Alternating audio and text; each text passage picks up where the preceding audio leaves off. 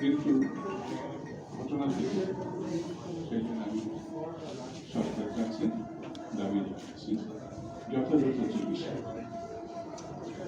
বন্ধুরা, অনেক অনেক কথা বলছেন, কিন্তু নির্বাচন কবে হবে, কোন তারিখে হবে, এই বিষয়টি ধসের ঘটনার মধ্যে থেকে যাচ্ছে। খুবই জরুরি, কারণ স্বৈরতন্ত্রের পতন তখনই সার্থক হবে যখন গণতন্ত্রের উত্তরণ সম্পূর্ণ। গণতন্ত্রের যদি উত্তরণ সম্ভব না হয় তাহলে এটা ধরে নেওয়া যায় স্বৈরতন্ত্র ফিরে আসার সম্ভাবনা থেকে যায়। যারা যে কোনো কারণে, যে কোনো ভাবে, যে কোনো ওসিলায় গণতন্ত্র উত্তরণের যে নির্বাচন, সেই নির্বাচনকে প্রতিবন্ধকতা সৃষ্টি করছেন, বাধা দিচ্ছেন, তারা পক্ষান্তরে স্বৈরতন্ত্রের পক্ষ নিচ্ছে। সেই জন্য আমি এই সরকারের কাছে বলব,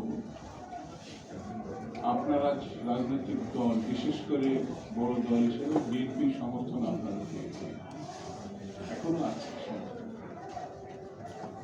কিন্তু সেটি অবমূল্যায়ন করা ঠিক হবে। বিএনপি প্রায় 16টা বছর ধরে গণতন্ত্রের জন্য সংগ্রাম করে স্বৈরতন্ত্রের বিরুদ্ধে। যারা আজকে স্বৈরতন্ত্রের পতনে বিএনপির ভূমিকাকে খাটো করে দেখছেন, তাদের মধ্যে বিএনপি যখন আন্দোলন শুরু করেছিল, যাদের বয়স এখন 26 থেকে 28-এর মধ্যে, তারা তখন শিশু ছিল। হিসাব করলে দেখা যাবে তাদের ভাতও মায়েরা খাওয়াই, কিন্তু তারা যখন ইতিহাসের গুরুত্বপূর্ণ অধ্যায়কে অস্বীকার করছে, তখন বুঝতেই হবে এরা অহংকারী হয়ে পড়েছে। ইসলামে অহংকারীকে আল্লাহ পছন্দ করে না। আরেকটি কথা, বেশি বক্তৃতা করবো না এই কারণে যে আমাদের যেসব পক্ষে এখানে সুন্দর সুন্দর বক্তৃতা করেছে, কম বেশি সব প্রসঙ্গ হয়ে গেছে, সেই কারণে আমি সংক্ষেপে শেষ করি।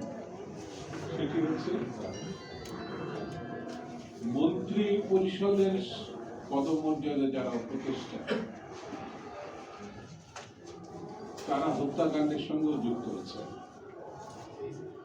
মুরাদনগরে যে ঘটনা একটা মিডিয়াতে দেখলাম, ভয়াবহ ঘটনা, নৃশংস ভাবে একটা পরিবারকে ধ্বংস করে দেওয়া।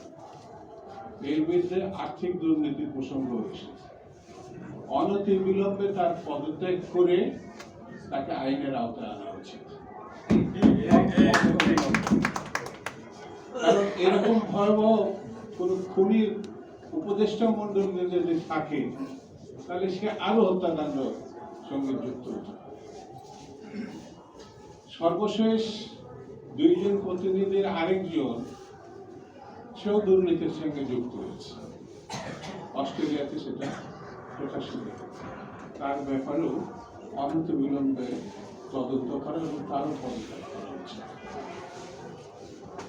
ডক্টর ইউনূস সাহেব, আরেকটি কথা বলে আপনাকে, আপনি প্রতিটি মন্ত্রণালয়ে ছাত্রদেরকে একজন প্রতিনিধি রেখেছেন। স্বরাষ্ট্র মন্ত্রণালয়ের একটা ছেলে প্রতিনিধি হিসাবে পুলিশ নিয়ে গুলশানের একটি বাড়ি থেকে 50 লাখের 10 লাখ টাকা নিয়ে এসেছে। তো স্বরাষ্ট্র মন্ত্রণালয়ে সে ছাত্র প্রতিনিধি। সে যখন আরো 40 লাখ টাকা আনতে গেছিল, তখন সে স্বরাষ্ট্রমন্ত্রী মন্ত্রণালয়কে ব্যবহার করে, পুলিশকে ব্যবহার করে চাঁদাবাজি হচ্ছে। এটা তো আপনি জানেন। আপনি তো অনেক জ্ঞানীগুণী মানুষ, দেশে বিদেশে আপনার অনেক সুখ্যাতি, কিন্তু এইভাবে ছাত্রদেরকে ব্যবহার করে আপনি ছাত্রদেরকে আপনার মুরব্বী বানিয়েছেন, কর্তৃপক্ষ বানিয়েছেন। ছাত্র অঙ্গন এবং শিক্ষা ব্যবস্থাটা আপনি ধ্বংস করে ফেলেছেন। একটু দায় আপনার জানা উচিত। এর থেকে বেরিয়ে আসা একটি পথ, একটি গণতান্ত্রিক সরকার প্রতিষ্ঠা। এখনো সুযোগ আছে, যত সমালোচনা যত আলোচনা যাই হোক আপনাকে আমরা সমালোচনা করি আপনি যাতে একটি ভালো নির্বাচন দিয়ে বাংলাদেশের গণতন্ত্রের উত্তরণে সহায়তা করেন, নাহলে অনেক জটিলতা দেখা যাবে। সেই জন্য যে কোনোভাবে যে কোনো উপায়ে আপনাকে ডিসেম্বর টু ফেব্রুয়ারির মধ্যে নির্বাচন সম্পন্ন করতে হবে। আর তা যদি সম্ভব না হয়,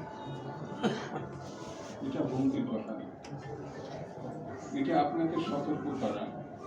বাংলাদেশের কোনো স্বৈরতন্ত্র কিন্তু ভালো নির্বাচন ছাড়া রেহাই করে না।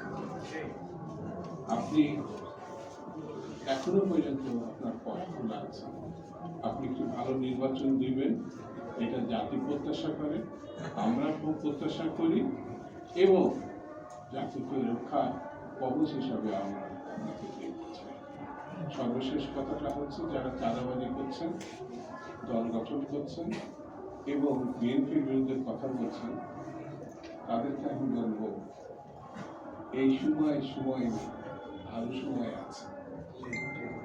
সরকারের কোলে বসে অনেক কিছু করা যায়, কিন্তু সরকার যদি না থাকে আপনাদের কি পরিণতি হবে যদি আপনারা না হবে, তাহলে ভবিষ্যতে আমরা তো রাজনীতির জন্য জেল কেটেছি, গণতন্ত্রের জন্য জেল কেটেছি, আমাদের মতো হাজার হাজার মানুষ খুন হয়েছে, শহীদ হয়েছে গণতন্ত্রের জন্য, কিন্তু আপনারা তো জেলে যাবেন খুনের জন্য, লুটপাটের জন্য, চাঁদাবাজির জন্য।